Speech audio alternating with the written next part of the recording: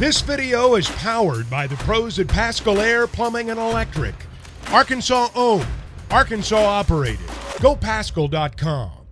Morning, Bob. How you doing? Good. How are you guys? Doing great, man. How much time do you put in watching the schedule release last night? And did you feel a little silly watching that, being excited about it, knowing that we've got another football season coming ahead of us here and a lot of other things before football in 24?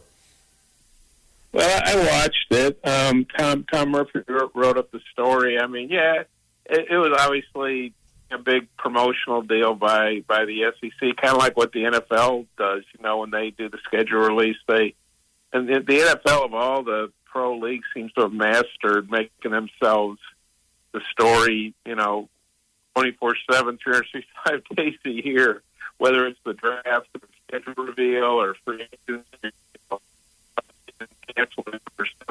I think the SEC kind of took a page out of that and releasing it in prime time. And it was kind of funny. I watched it, and I was back in my office doing some stuff, and I just kind of kept it on there. And it sounds like they did like an endless loop of that for most of the night. They just kept doing it over and over again. But it was, you know, it's at a time when not a lot else is going on, obviously, in the SEC. You know, you got the teams in the College World Series, the Tennessee, LSU, and Florida.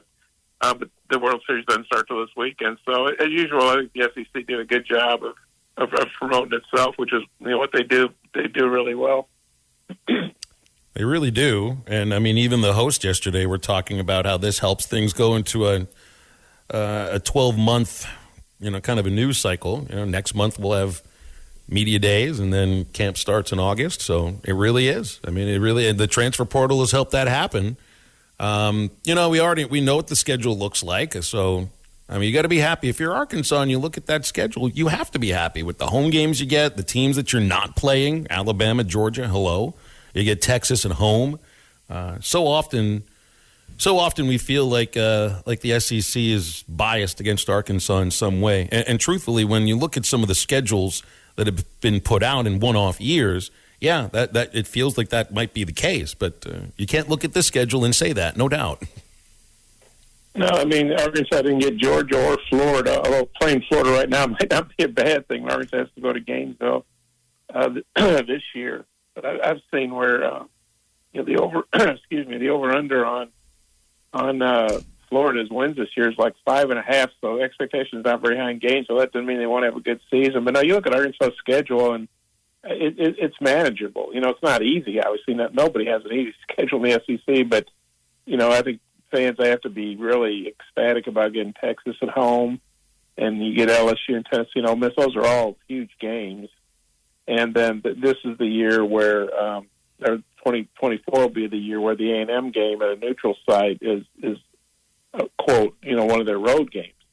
So they really only have 3 true road games: Auburn, Mississippi State, and Missouri, and those are all winnable, I think. Doesn't mean they're going to win them, but I think they're all manageable. And the home games, you know, it's a really tough home schedule, but you get those teams at home. So, yeah, I didn't think the SEC stuck it to Arkansas, so to speak, like in 2020 when they had that schedule release, we saw they were playing Georgia and Florida. You're like, really? They're going to give them both those teams? You know, that's crazy. But Arkansas's program is obviously in a better place than it was going into the 2020 season. That season went much better than I think anybody could have reasonably expected. But you feel like Arkansas's got their program moving in the right direction with what Sam Pittman's been able to do. And I know fans were disappointed with 7-6 record last year. You know, I'm sure coaching staff and players were. But at the end of the day, Arkansas has won back-to-back bowl games, which if you'd said that in 2020, Arkansas is going in back-to-back bowl games in 21 and 22. I'm not sure how many people would have bought into that. So I think the program's in a better place, and I think it's a good schedule. I don't have it in front of me, but I thought when they put out Oklahoma's schedule, I thought, wow, they got the Arkansas treatment. Because to me, Oklahoma's schedule looks really tough in 2024. We'll see where their program is. I guess that'd be Brett Venable's third year. But I thought Oklahoma got a pretty tough draw. Bob, I do want to ask you, with the college baseball championship starting tomorrow in Omaha, you got Florida, LSU, and Tennessee, the 3 SEC schools in there. If you had to choose one of those SEC schools to be lifting the trophy there, who would it be? man, realistically, and I'm not trying to sound like an SEC homer, I think any of those three could win it. I'm going to go with Tennessee because I thought about this, and Tennessee plays LSU Friday night. That'll be a monster game. But I'm going to go with Tennessee because I think they went on the road and won at Clemson, then they went on the road and won at Southern Miss, and they just obviously when they came in here to Fayetteville, Arkansas swept them, and Tennessee threw the ball around, and I just wasn't very impressed by them. But I got to give Tony Vitello and those guys credit. They figured some things out. I think they're playing pretty well going in. So I think it's a pretty wide open. I really like TCU's chances too. But if I had to pick one of those SEC teams, I'd pick Tennessee. Well, I'm sure if LSU would like, they could throw Paul Skeens in any game, and they'll probably win that game. It's odd though when you look at things like Arkansas beat LSU twice when Paul Skeens was on the mound. And that tells you how good Arkansas baseball was at times this year. To beat the team that had probably the best pitcher in the game and the best hitter in the game and beat them twice. Like once you can play, maybe a fluke. Second time, that's not a fluke. So that it's like when I watch these games in the College World Series coming up, and Arkansas was 2-2 against LSU, 3-0 against Tennessee. Obviously didn't win the games against TCU they needed to win, but they did pretty well against the field in the College World Series when you look at it. Oh yeah, went 1-2 at Vanderbilt. Obviously, that was kind of a disappointing series because Arkansas felt like that they had that 8-2 lead late and lost game 2. But Arkansas definitely they were number 3 overall seed. If you played the regionals again in 2 weeks, who knows what would happen. But I think Arkansas, I think the pitching depth, their lack thereof, caught up to them, and then I think TCU is just really playing well. I mean, you saw what they did to Indiana State, and those games were competitive, but TCU is really good. And you're right, if LSU can handle Tennessee Friday night, that obviously puts them up. But I just like Tennessee's pitching depth, and I think they can beat LSU. I mean, LSU is back to playing real well, and their lineup is, they have a great lineup. But I don't know, I just like Tennessee's chances. You've covered College World Series in both venues in Omaha. Do you lean one way towards Rosenblatt or towards Charles Schwab Field as far as game atmosphere and just the enjoyment of being there, and not necessarily like size of the press box and everything, that kind of stuff? But which ballpark did you favor? Because I never went to a game at Rosenblatt. Yeah, I was lucky. I got to cover Arkansas, I think, 3 times in the 80s at Rosenblatt. But 79 was before my time. But, yeah, I'm old school. I mean, obviously the new ballpark, which I guess isn't quite so new. Is it called Charles Schwab now? I'm not even sure what they call it. The TD Ameritrade was bought out by Schwab, so they changed it. Yeah, okay. I can't keep track of all the comings and goings. And that's a beautiful ballpark. And like you said, the amenities are super nice press box. All that, but yeah, to me, Rosenblatt was just hard to beat because it was just cool old school. Like the teams would literally, I guess it's like you'd park on the street level, and then it kind of came down to the field, but the players would literally walk down through the stands. I have a recollection of that, and that was like really Hoover. cool. Yeah, kind of like that, and I remember we interviewed players on the roof. I remember interviewing Will Clark on the roof after Mississippi State beat Arkansas. Kind of a crazy game, controversial game that had was it a catch by Norm Roberts? Was it not a catch? Arkansas thought it was. Mississippi State didn't think it was. But yeah, Rosenblatt, it had a lot of people, and it was a little more of a hitter's ballpark than the Charles Schwab is. But yeah, if to be Rosenblatt, and I realize it doesn't have all the amenities, and everything's nicer and newer at the new place or newer place. But just for watching a game and having fun, Rosenblatt, I really enjoyed that atmosphere there. The times I was there. Bob, I do want to get your thoughts. Or did you know Deion Stutz, the Razorback commit that passed away? I did not. I'm kind of like, obviously that's Richard Davenport's area, and yeah, just a really sad deal. Heard about it. I guess was it late yesterday? I think it was late, or maybe the night before. Yeah, I think it was 2 days ago. yeah, it kind of the news started breaking, and yeah, I mean, it's a heartbreaking deal. A young person, and really not even in the prime of their life yet, getting ready to go, having their whole life ahead of them, to pass away in an accident like that. It's really a sad deal. But I did not have any contact with the young man, but from all,